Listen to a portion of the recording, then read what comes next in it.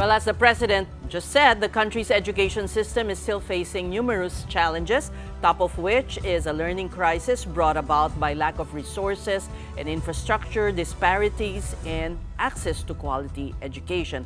And to talk about this, we have Pasig Representative Romulo in the flesh. Congressman Romulo is the co-chairman of the 2nd Congressional Commission on Education, or EDCOM. Good evening, Congressman Romulo. Yeah. Thank you for coming to the big story. Yes, thank you for the invite, Ces, of course, Sean and Pauline. You would concede we are in the education system is in a crisis right now. Yes, that's why we have EDCOM 2. That's why there are many reforms in the pipeline and hopefully to be implemented soon by the Department of Education. But you are not frustrated. Well, we were talking earlier before the program. You are quite hopeful. Where is this optimism coming from? Because we are very pessimistic. Because Ces, actually, the education sector faces many challenges. But I think we can prioritize the challenges.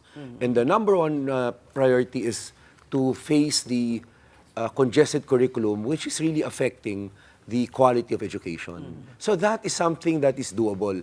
And once we do that, we fix the most essential thing, which is functional literacy. Once we fix that, which is reading comprehension, then the Filipino on his own, her own, they'll be able to cope with whatever challenge. That's why, importante talaga ngayon ay let us fix the curriculum. Maganda yung sinabi mo kanina, parang nabulaganan lang tayo, but this problem was festering even before because of the way the government reads the data, or what is it? Tell us how we got to this. Well, maybe, when I'm asked about this, I always say that maybe we really just lost focus on what is essential in the learning community, which is really the basics. Reading comprehension, writing, mathematics, grade level, and GMRC. I think at one point what we wanted really was, we overloaded, we congested the curriculum.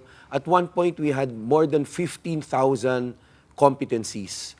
Right now, senior high school, we have 31 subjects that we want our students to learn.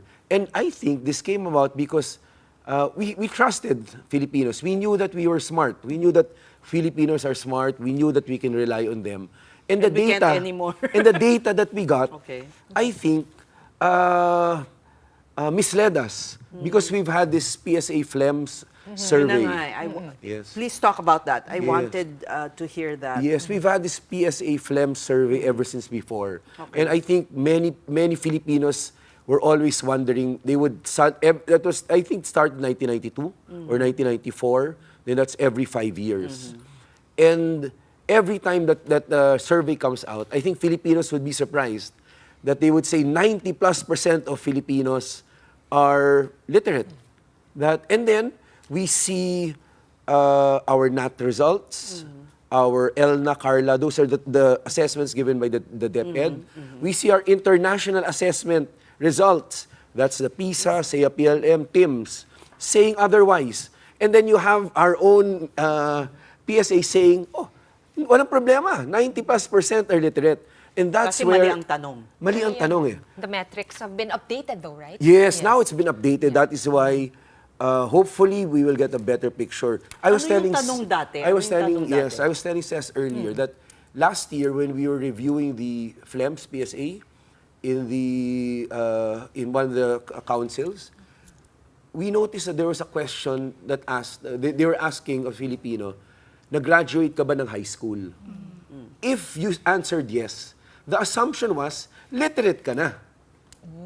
And that question, in fact, sinabi naman ng PSA ngayon, they dropped that question already. So in fairness, wala na yon. So doon ang galing yung 91% literacy? I think that's part of it. Plus, they added questions to test. Ang tinetest nila doon talaga is reading comprehension, a little mathematics, which are also questionable. But again, at least yung pinaka-blatant na question na kung graduate ka ng high school, assume na kaagad. Mali yun eh. Kasi obviously, NAT exams, the National Achievement Test given by DepEd, nakikita natin, hindi naman talaga mataas ang scores ng lahat ng ating mga learners. International assessments also show that. Hindi rin naman, sama nga ng loob natin, pag lumalabas yung PISA exam, di ba, parang sinasabi natin, bakit tayo nasa huli?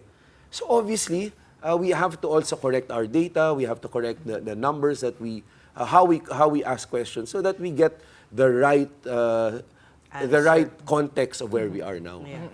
And I think that's where we are now. That's why it has been identified that what we have to do is really focus on reading comprehension, math, grade level appropriate, GMRC, and sciences. How long will that take? You're optimistic nga that it can be done in how long?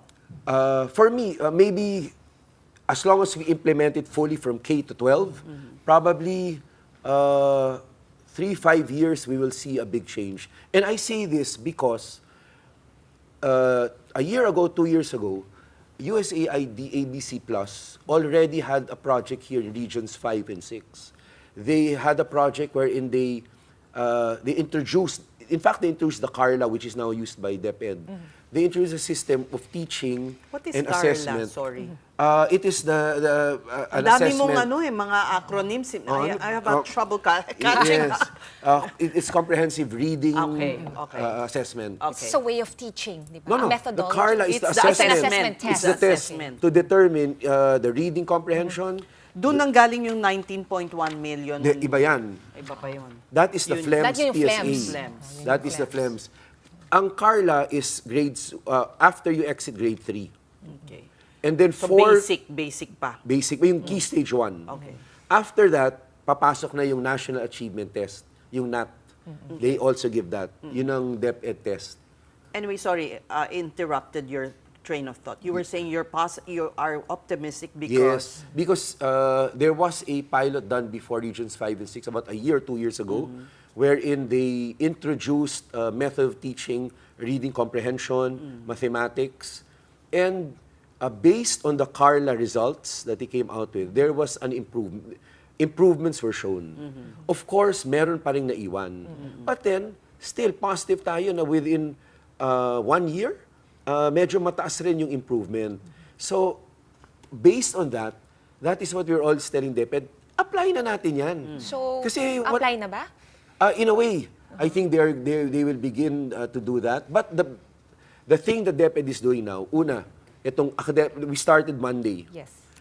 From grades 1 to 3, babawasan na nila ang subjects. It will now be 5, 5, 6. 5 subjects sa grades 1 and 2, 6 sa grade 3 because they added science. Tama yun. And all subjects will be focused on reading comprehension, math, grade level appropriate, and may GMRC, yung good manners and right conduct. And then now, pagdating natin sa 11 and 12, Doon na mas... doon naman now, magpa-pilot na rin ang DepEd.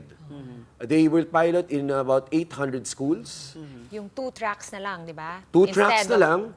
And then, they will limit it to 5 subjects, 5 core subjects. And then, electives na lang yung iba. Which is good because makaka-focus na tayo. And sa amin po, ang sinabi, we held hearings on this in the House. Ang suggestion namin is may naiiwan na 8 subject na GE sa first year college.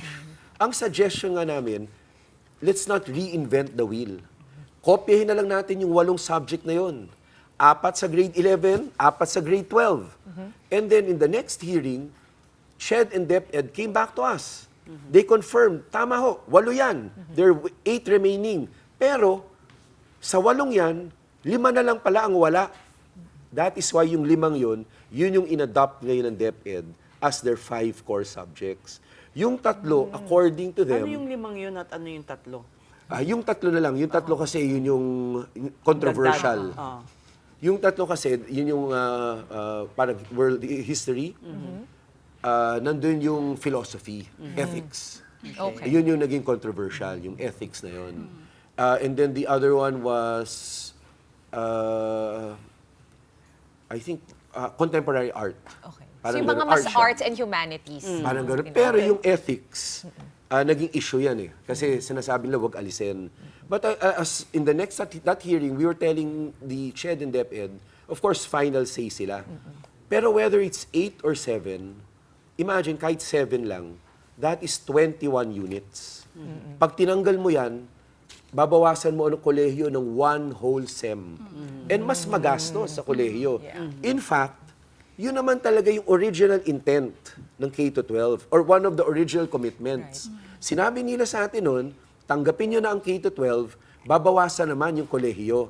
But that never happened. But now, hopefully, now that CHED and DepEd are talking, baka sakali kahit half a SEM Half a SEM. is Half a SEM. mawala. And then meron pang isang SEM pala. Alam ba ni Presidente yan? Kasi Meron na-frustrate siya sa K-12. Pero yung K-12 itself is frustrating, Ses, for the simple reason that when that was passed in 2013, amongst the commitment were job ready for quality jobs. Hindi nangyari. Secondly, sabi, college ready. What is happening now in college? Our colleges have bridging programs. Nagdagdag na tayo ng grades 11 and 12. Tapos may bridging program. Sa college may bridging pa. Kailangan pang mag-remedial bago Magre-remedial mag-start. ka pa. In fact,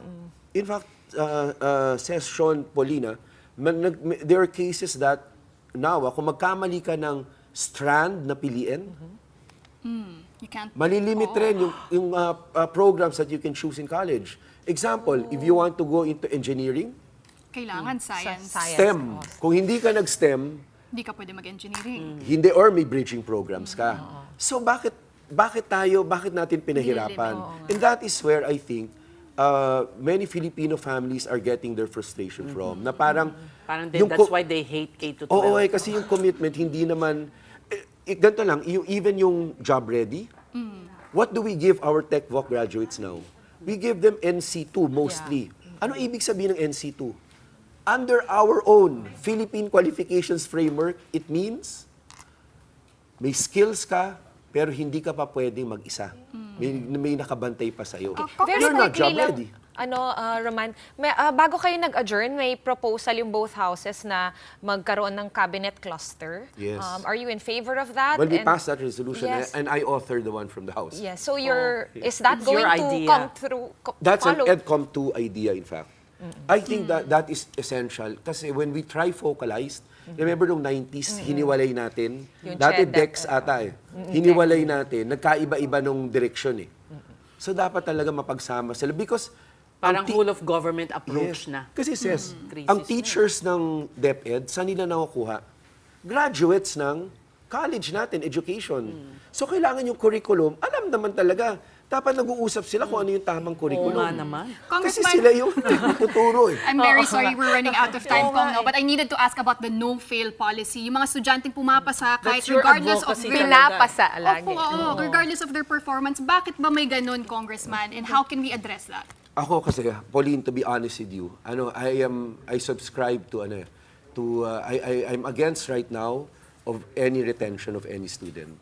And the reason for that, first, sa mahirap na pamilya, yung edukasyon talaga, it's a susi siya to a quality Oo job. nga, pero kung hindi Pero naman. kung hindi pumapasa yung anak niya, baka mamaya isipin niya, wag na lang. So baka hindi tumuloy. Secondly, sino ba may kasalanan? Kayo. Tayo, yes, kami sa gobyerno because the system congested the curriculum too much. So ayusin muna natin. Ang sinasabi ko nga sa DepEd, we should pass everyone, but then hold special classes para makahabol sa reading comprehension, grade level, and math. Pero kaya natin, yan ang ginawa ng ABC Plus in Regions 5 and 6 eh. Yun ang sinasabi kong gawin natin. So there's hope talaga, kaya natin eh. So no learner left behind pa rin.